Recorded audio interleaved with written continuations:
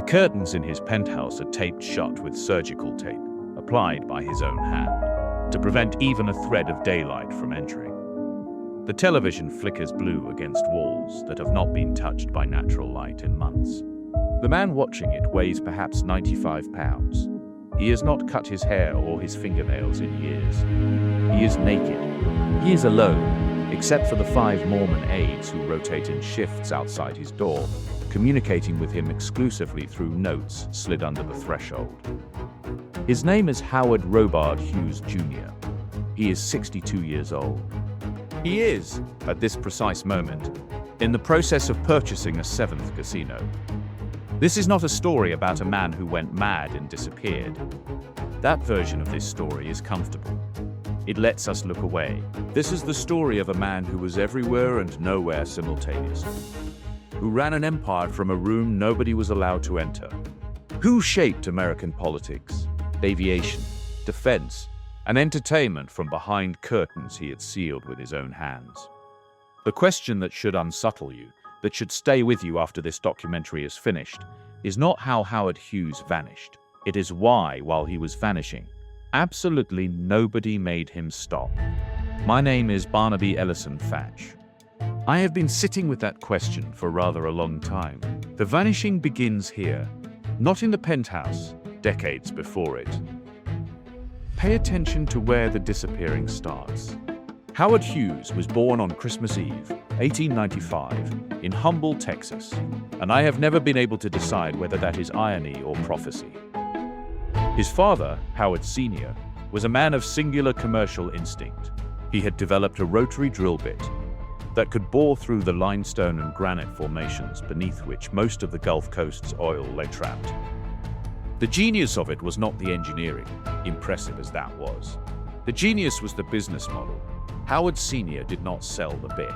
He leased it, per use, to every oil company operating in the region. Every barrel of Gulf oil pulled from the ground in the 1910s and 20s passed through a Hughes Tool Company drill bit. The royalties were, in the bluntest terms, inexhaustible. When Howard Sr. died in 1924, his son inherited approximately 75% of the company. Howard Jr. was 18 years old. He had himself declared a legal adult by court order, bought out his remaining relatives at a figure they later bitterly contested, and took sole control of what was effectively a money-printing operation. He then did something that left the Houston business community genuinely baffled. He moved to Hollywood. He handed the management of Hughes Tool to a surrogate, collected his royalties, and went west to make films about aeroplanes. What nobody understood at the time, what most accounts still miss, is that Hughes was not running away from business. He was running toward control. Hollywood offered him something Texas could not, a world where one man's vision, backed by sufficient capital and sufficient will, could override every established process and produce something that had never existed before. He was 18 years old. He had just discovered what money actually was for. And already, quietly, Howard Hughes was beginning to make himself very difficult to find. Hell's Angels took 3 years to make, cost merely $4 million, somewhere north of $70 million in today's terms, and required Hughes to maintain a private air force of 87 aircraft. He hired the pilots. He designed the flight sequences. He personally flew the most dangerous shots himself, including a maneuver that his stunt pilots had refused on the grounds that it was aerodynamically unsurvivable. Hughes survived it, though not without a fractured cheekbone from the crash landing. When the film was released in 1930, sound had arrived and silence were finished. Hughes had it reshot with dialogue at enormous additional cost, and it still made $8 million. Jean Harlow became a star. Hughes was briefly the most talked about filmmaker in Hollywood. He was entirely indifferent to this. He had already moved on to the aeroplanes. What Hughes found in aviation that he could find nowhere else was the absolute authority of physics. An aircraft either flew or it didn't. The air made no exceptions for wealth, charm, or reputation. You understood the engineering or you fell out of the sky.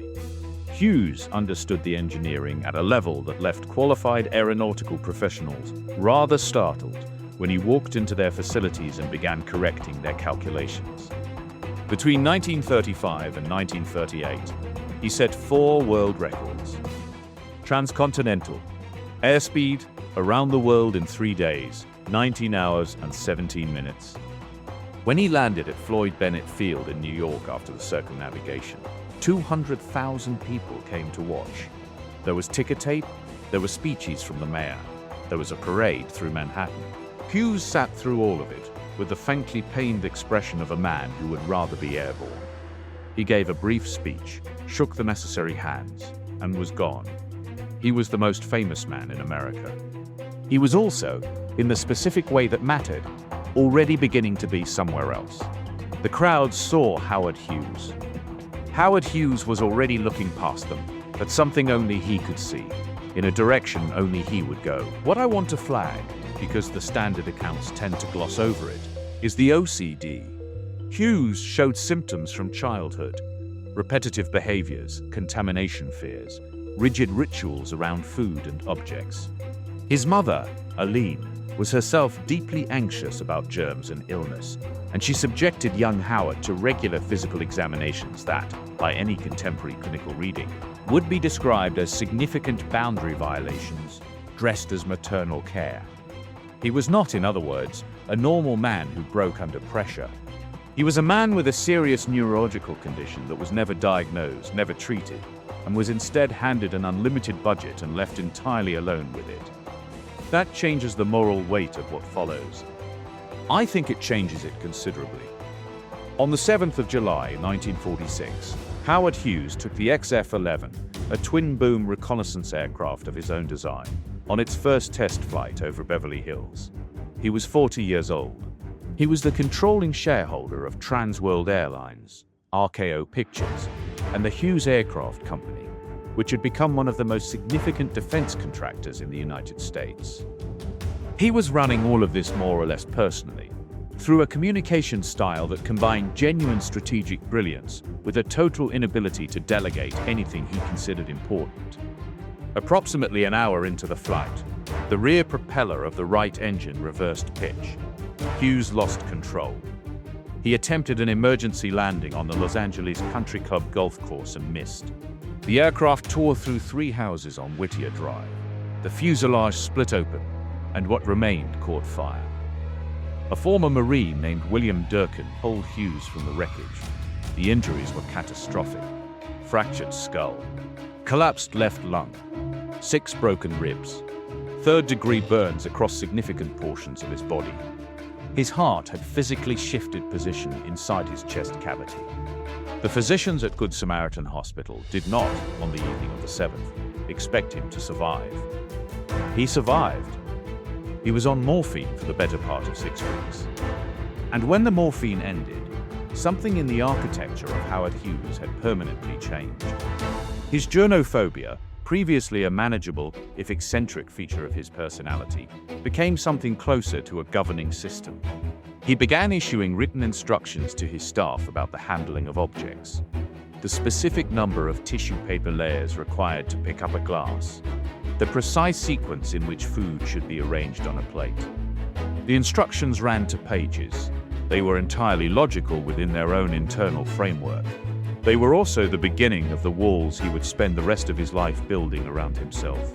He had survived the crash, but something had been sealed in the wreckage, and it was never coming back out. Here is what Howard Hughes controlled in the decade between the crash and his final disappearance from public life.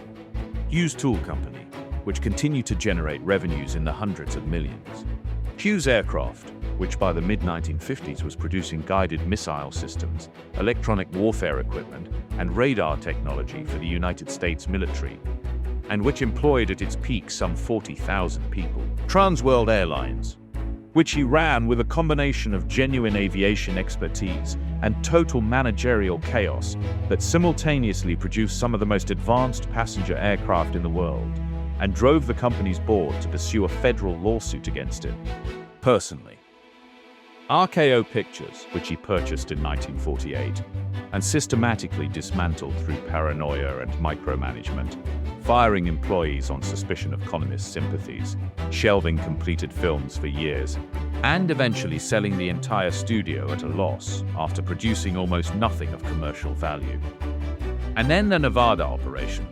In December of 1966, Hughes arrived in Las Vegas aboard a private train, was transferred to a stretcher, and was carried up the back stairs of the Desert Inn to the 9th floor penthouse. The hotel management requested, after 10 days, that he vacate. His entourage had consumed the entire floor over the Christmas holiday period. Hughes's response, delivered by memo, was to purchase the hotel. He paid $13.2 million for it. He then purchased the Sands, the Castaways, the Frontier, the Silver Slipper, the Landmark. He purchased McCarran Airport. He purchased the local CBS television affiliate, reportedly because he was irritated by the station's late-night programming schedule and wanted it changed. He purchased hundreds of thousands of acres of Nevada desert. He conducted every one of these transactions without leaving his room, without being seen by a single person outside his immediate staff. The Nevada Gaming Commission approved his casino licenses without requiring him to appear in person. The governor personally intervened to waive the standard requirement. An invisible man was buying Nevada, and Nevada was letting him. He was everywhere. He was in every deal, every deed, every filing. His signature was on documents that moved hundreds of millions of dollars. His name was in every newspaper. And not one person outside a team of 5 had seen his face in years. The Nixon connection is the part that I think deserves considerably more attention than it typically receives. In 1970, Hughes, through his aide Robert Maho, funneled $100,000 in cash to Baby Rebozo, Nixon's closest personal confidant. That money became part of the Watergate investigation.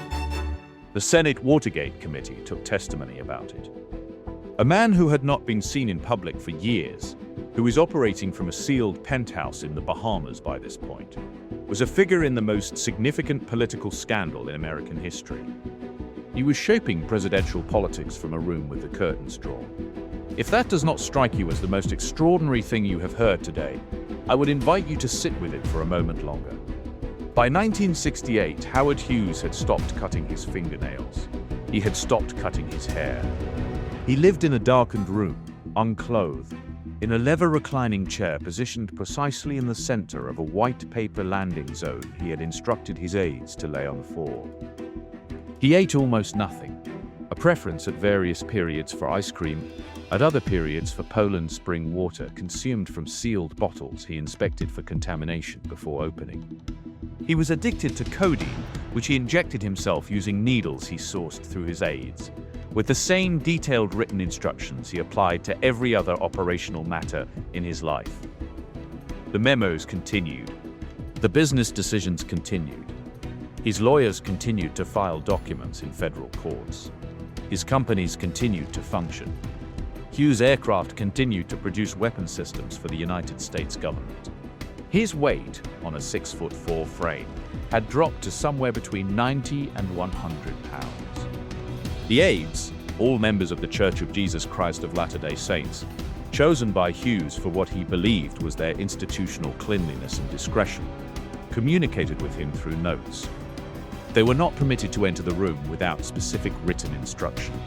They sourced his medications, managed his diet, controlled access to the outside world with a totality that, depending on one's reading of the situation, constitutes either devoted service or something considerably more troubling.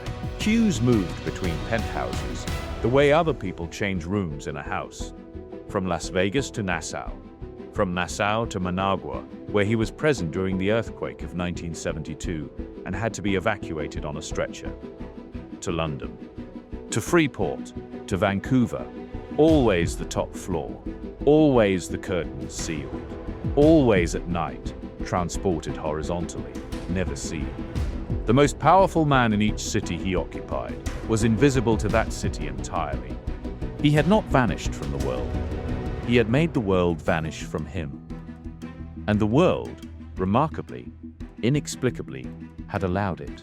On the 5th of April 1976, Howard Hughes Jr. died aboard his private Learjet while being flown from Acapulco, Mexico, to the Methodist Hospital in Houston, Texas. He was 70 years old. The cause of death was chronic renal failure, accelerated by severe dehydration and malnutrition. When the aircraft landed and federal agents were called to establish the identity of the deceased, they encountered a problem that requires a moment to fully absorb. The body on the stretcher was unrecognizable. Howard Hughes, one of the most photographed men in America from the 1930s through the 1950s, could not be positively identified by sight. His fingerprints, degraded by years of malnutrition and the physical deterioration of his extremities, did not produce a clear match against the FBI's files on their first attempt. Several of his former long-term employees, shown photographs taken by the medical examiner, could not state with certainty that the figure was the man they had worked for. The autopsy revealed broken hypodermic needles embedded in both arms, fragments left from years of self-administered injections, codeine levels consistent with long-term severe dependency, a body that had been consuming itself for years. He left no valid will. What followed was one of the most protracted estate battles in American legal history. Hundreds of claimants, a handwritten document that turned up in Salt Lake City, purporting to leave half the estate to a Utah petrol station attendant named Melvin Dunlap, who claimed Hughes had appeared at his garage in the Nevada desert in the early 1970s and asked for a lift to Las Vegas. The courts eventually rejected the document. The fortune was distributed after nearly 20 years of litigation among a group of distant relatives Hughes had never met. The man who had owned an airline, 6 casinos, an airport, and a television station died without a document that said who should have any of it. He had spent 40 years making himself impossible to see. In the end, even the law could not find him. The question I promised you at the beginning: why did nobody stop it? The honest answer, I think, is that nobody had a category for it. Hughes did not fit the legal definition of incapacity. His business decisions, however eccentric the conditions under which they were made, were legally sound. He was not being visibly defrauded. He was not a ward of the state. He was a private individual, conducting legal commerce from a private room. The fact that the room was sealed, but he was physically destroying himself inside it, that the people around him were managing his existence in ways that served, at minimum, their own interests alongside his. None of that crossed a legal threshold that anyone was equipped to act on. There is also the matter of the money. It is remarkable how thoroughly sufficient wealth can make other people decide that a situation is someone else's problem. Howard Hughes was brilliant. He was genuinely, technically, verifiably brilliant. As an engineer, as a businessman, as an aviator, at a level that very few people in any century have matched. He was also profoundly unwell, from childhood, in ways that nobody around him had either the knowledge or the will to address. And the plain sight was the problem, because everything that was visible about him was enormous and impressive and functional, and what was invisible was the man himself, dissolving quietly in the dark. That is the history they did not unseal. This has been History Unsealed, the man who vanished in plain sight. I am Barnaby Ellison Thatch, and I am grateful, genuinely grateful, that you spent this time with a story that I believe deserved a proper hearing. If you found it worthwhile, there are mechanisms below by which you may indicate as much to the algorithm that governs these things. I am told this matters. I take it on faith. Brought to you by Inception Point AI. Subscribe, like, and comment for more.